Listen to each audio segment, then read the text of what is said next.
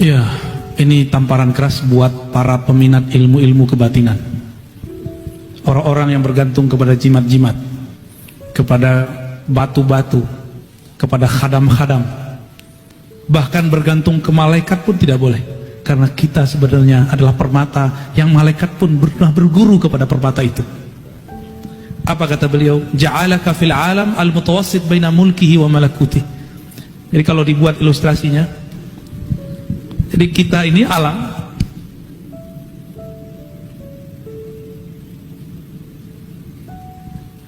alam ini kan ada macam-macam tingkatnya. Ini kita lagi di alam nasut namanya. Nasut itu dari kata insan. Nas. Apa arti nas? Manusia, alam manusia. Alam manusia itu bisa mengakses alam yang di atasnya, yaitu malakut.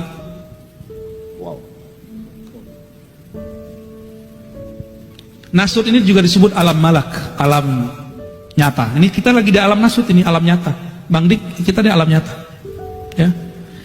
Tapi Allah izinkan kita bisa mengakses ini karena di dalam diri kita ada perangkat yang berhubungan dengan alam malakut. Apa itu? Yang tadi kita sebut an-nafs al-mulhamah, jiwa yang mulhamah, yang diilhami oleh syaitan sekaligus diilhami oleh malaikat. Kalau syaitan di bawah, dia ke bawah perginya. Ini alam syaitan nih. Ya.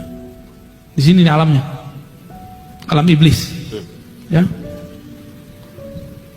Ada istilahnya sebenarnya alam setan itu. Jadi kita ini di antara dua ini, antara setan dan Al-Quran. Nah, kita di antara ini. Kemana kita akan pergi?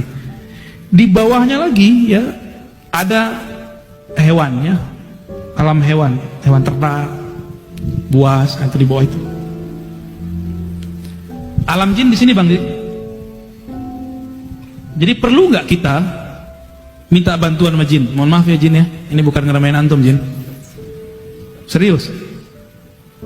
Kita tuh punya tubuh kasar, jin punya nggak? Tidak. Nggak punya.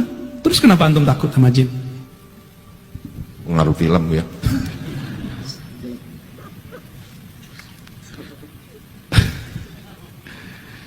Jin. Kenapa disebut jin? Karena dia tidak terlihat oleh mata. Jadi kita posisi di sini Bang Dik. Iya. Kalau kita ketemu nih roh orang terdahulu yang dikabarkan sakti, misalnya siapa nih? Yang lagi rame-rame nih siapa? Joko Tingkir, Prabu Siliwangi misalnya gitu. Antum muliaan antum atau mereka? Kita lah. Terus ngapain kita harus bersekutu dengan mereka? Gak perlu. Jadi manusia itu gak perlu khadam sebenarnya. Gak perlu pembantu. Khadam itu artinya pembantu, pelayan dari kalangan jin. Tapi kalau antum dapat pelayan dari sini boleh. Malakut boleh lah. Nanti isyarat-isyaratnya pasti bagus. Ciri-ciri nih, kita khadamnya jin emosional. Dendam kesumat tidak ada habis. Di sini jin. Apa kata jin? Bapaknya jin kan iblis. Kata iblis datang ke Nabi Musa, masih ingat? Kata si Azazil, dia tobat, dia mau tobat. Mus gitu. Musa maksudnya. Musa, kira-kira Allah terima nggak tobatku? Kira-kira jawaban Nabi Musa gimana? Bisa ya. Gimana caranya? Sini. No, kuburan Nabi Adam, kakekku, kamu sujud ke situ. Kira-kira iblis mau nggak Bang Dik? Apa jawaban iblis? Ini hadis sahih. Hadis sahih Bukhari. Musa, dia hidup pun aku tidak sujud, apalagi dia sudah bau tanah. Tuh dendam kesumat dia. Dendam kesumat udah, gak bisa diapa-apain. Maka jangan pernah bermain-main dengan alam ini. Ya, ini bahaya sekali. Maka teman-teman yang berurusan sama alam-alam ini ya, segala tinggalin lah ya. Harus naik ke atas. Malakut. Ada disebutkan di sini. Allah jadikan kamu antara alam-alam ini sehingga bisa masuk ke malakut, bisa juga turun. Liyu'allimaka jalalata qadrika baina makhluqati, supaya kamu sadar bahwa kamu itu mulia di sisi Allah. Itu maksudnya. Wa annaka jauharatun tantawi 'alaika asdafu muqawwadati. Bahwasanya kamu di dalam dirimu ada permata semua alam semesta. Jadi nggak usah cari kemana-mana, ada di dalam diri kita. Jadi nggak usah pasang di belakang jimat, nggak usah rajah, nggak usah. Minum sini ya, kan ada tuh ilmu ditulis di piring. Walaupun boleh secara ilmunya, tapi nggak usah tulis minum, nggak usah. Ya, cari perkara antum itu. Ya. Orang-orang yang memakaikan jimat, walaupun hukum jimat itu ada boleh, ada haram, ada syiriknya. Jadi ada sisi bolehnya Bang Dik untuk hal tertentu. Disebutkan dalam hadis Imam Ahmad, Imam Abu Daud, Imam Tirmizi dan imam-imam yang lain. Tapi sebaiknya nggak usah. Kenapa? Karena Allah itu sudah mengatakan kamu itu ahsanut taqwim. Kamu itu lebih sempurna dari semuanya. Malaikat punya apa Bang Dik? Malaikat punya ruh dan jisim cahaya, benda tubuh cahaya. Jin punya ruh dan tubuh api. Kita punya semua Bang Dik. Punya tubuh tanah, ini dia, ini tubuh tanah. Dalam diri kita juga ada tubuh api, ada tubuh udara, ada tubuh kayak avatar. Jadi Bang Dik ini jangan-jangan avatar itu ya? Bukan. Semua kita adalah avatar dalam dirinya. Karena semua kita di dalam dirinya ada 4 anasir, 4 unsur. 4 unsur itu menunjukkan kita lebih mulia dari semua mereka. Api, air, tanah, udara. Kalau di Cina ditambahin tuh, ada apa? Logam, kayu gitu ya. Saya lupa tuh ada beberapa Bang Dik. Bener ada ya? Air, udara, uap. Sama aja.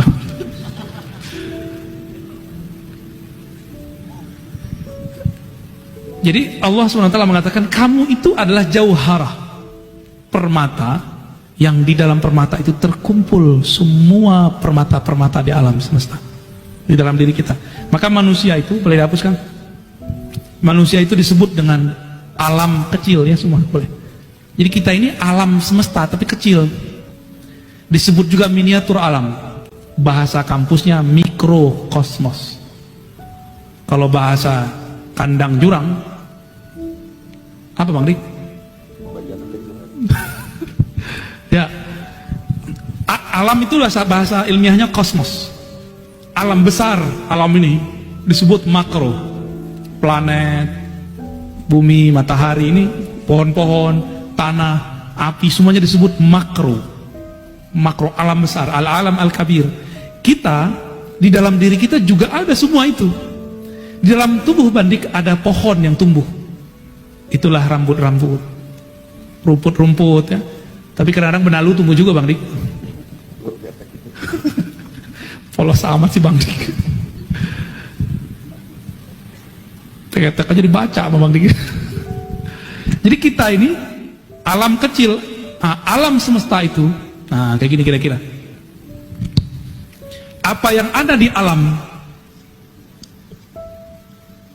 itu ada pada diri manusia. Saya sebut M aja ya, manusia. Jadi ada di kita. Maka kalau mau melihat planet-planet lain, lihat dalam diri kita bisa. Melihat sungai-sungai besar, itu bisa dilihat dalam diri kita semua. Ya, itu sebabnya banyak orang-orang ketika dia meditasi, dia melihat pergerakan alam itu. Tapi sayang, meditasi itu baru sampai pada kesadaran anasir tubuh. Beda dengan zikir. Zikir itu menghantarkan kepada pencipta semua anasir itu. Itu perbedaan zikir dengan meditasi.